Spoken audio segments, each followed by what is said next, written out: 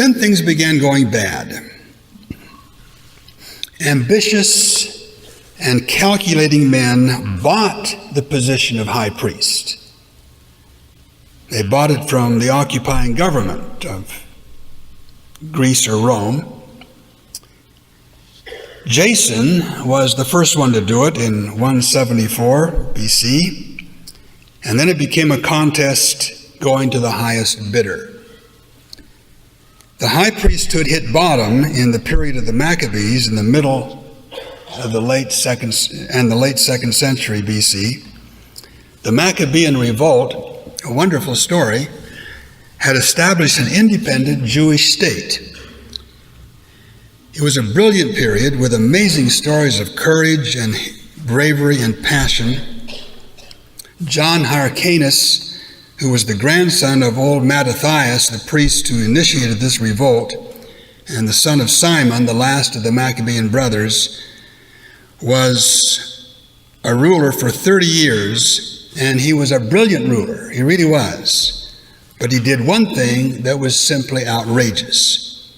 He was king of the newly independent state of Israel, but now he also set himself up as high priest.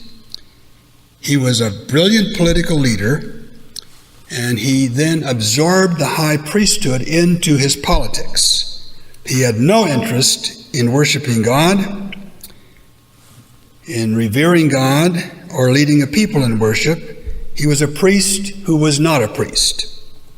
He started out as a Pharisee, not bad start.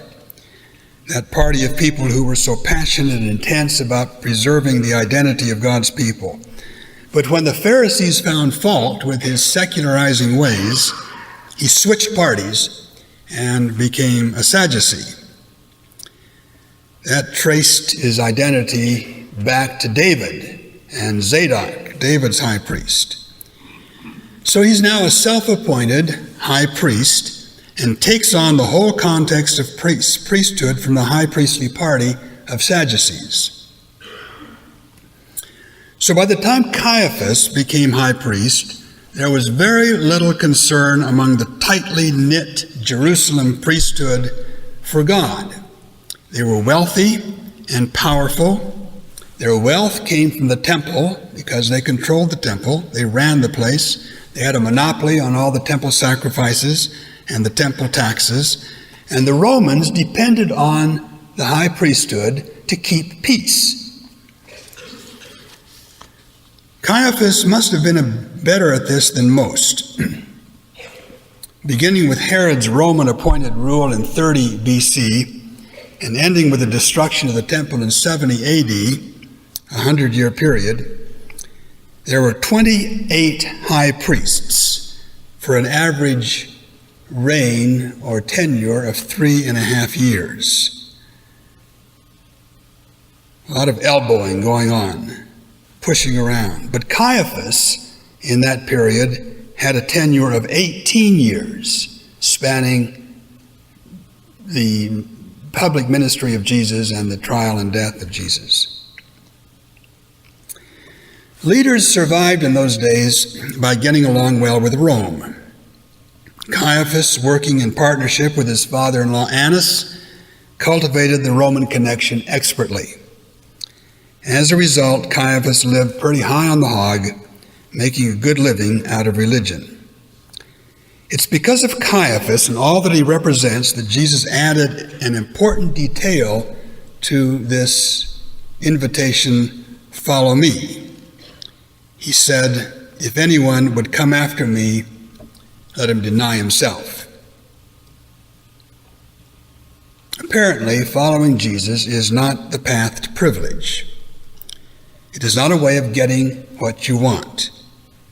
It is not the secret path to a higher standard of living.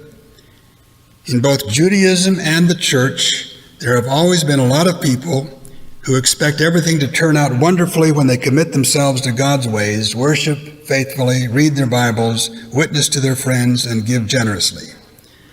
But it's following Caiaphas that gets you in on that kind of life, not following Jesus. When we come across a person like Caiaphas, it's easy to be harshly critical of religion as such, of institutional religion. Religion is a way of getting ahead in the world.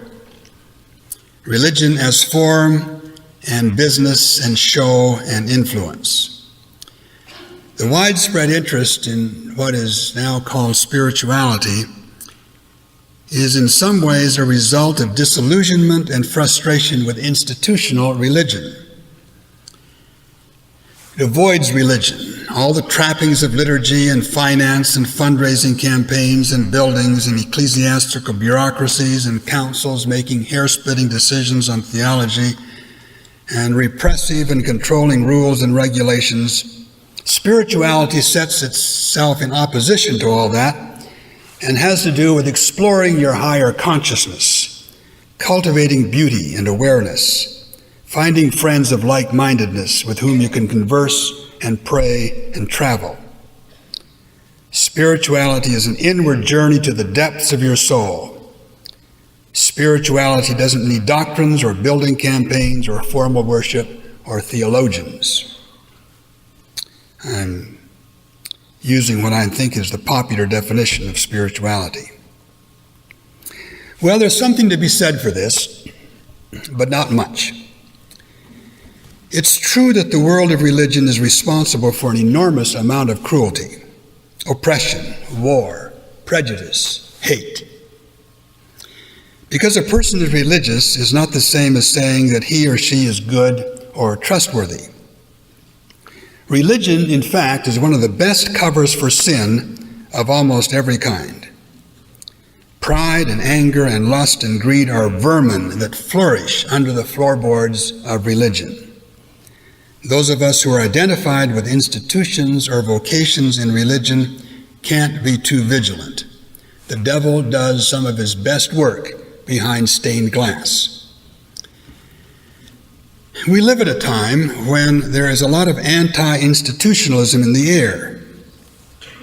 I love Jesus, but I hate the church is a theme that keeps reappearing in variations in many, many settings.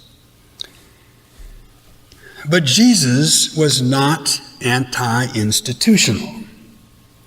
Jesus said, "Follow me," and regularly led his followers into the two primary institutional structures of the day, the synagogue and the temple.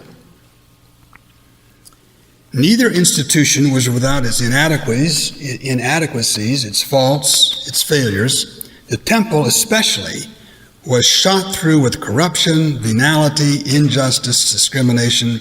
Caiaphas and his henchmen had installed vendors in the temple courts, controlled taxation, and made huge profits on the sacrificial animals, presided over the daily prayers, the great festivals.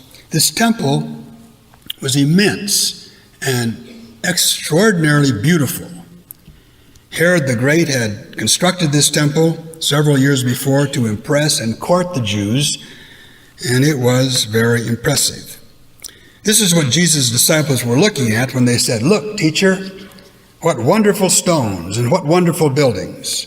This was the center, this massive, architecturally stunning temple built on the grand scale for which Herod was famous, the Jerusalem temple from which Caiaphas exercised power and acquired his wealth and lived this corrupt life. Jesus didn't seem all that much impressed about this temple. He dismissed the comment of his disciples by telling them that he meant that temple complex was going to end up a pile of rubble. All the same, he didn't boycott the place. He didn't avoid either synagogue or temple, but regularly joined in the synagogue prayers in the small town synagogues and that were scattered around the Galilee, and made regular pilgrimages with thousands of his countrymen at the great appointed times of festival, worshiping in the Jerusalem temple, Passover and Pentecost, Tabernacles, dedication. And those who followed Jesus entered those buildings too. I don't think we're going to find much support in Jesus for the contemporary preference for the golf course as a place of worship over the First Baptist Church. It doesn't seem likely that if Jesus showed up today and we were invited to follow him, that he would take us on a Sunday morning walk out of the city, away from the asphalted parking lots and church buildings, filling up with people who are more interested in gossip than gospel, taking us out of all this smoke and noise and smell and lead us out to a quiet meadow, sit us down by a quiet stream for a morning of meditation among the wildflowers. Sounds attractive, but I don't think you would have done it. We sometimes say, thoughtlessly I think, that the church is not the building, it's the people. I'm not so sure. Synagogues, temples, cathedrals, chapels, storefront meeting halls provide continuity in place for Jesus to work his will among his people. A place, a building, collects stories and develops associations that give depth and breadth to our experience of following Jesus. We must not try to be more spiritual than Jesus in this business. Following Jesus means following him into sacred buildings that have a lot of sinners in them, some of them very conspicuous sinners. Jesus doesn't seem to mind.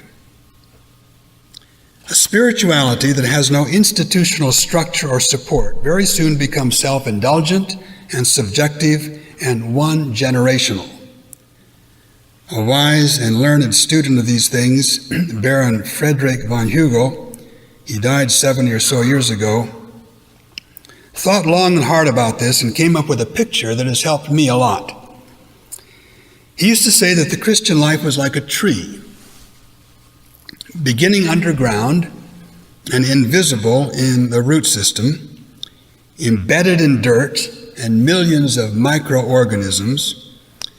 The evidence of its life was in its leaves that are immersed in the invisibilities of air and receiving life from the light that comes from above. And what connects the roots and the leaves is a thin, delicate membrane that girdles the trunk of the tree.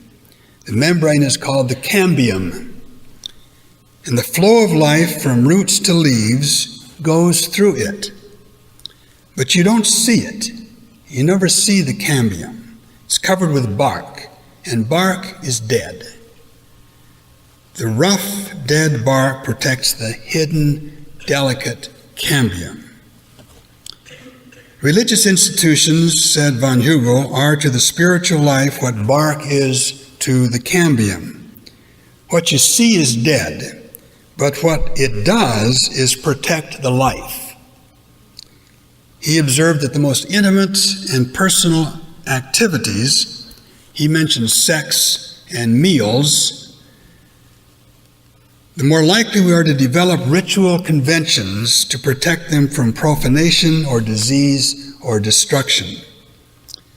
The most intimate and personal, intensely alive of all human activities is the spirit, our worship, our prayer, our meditation.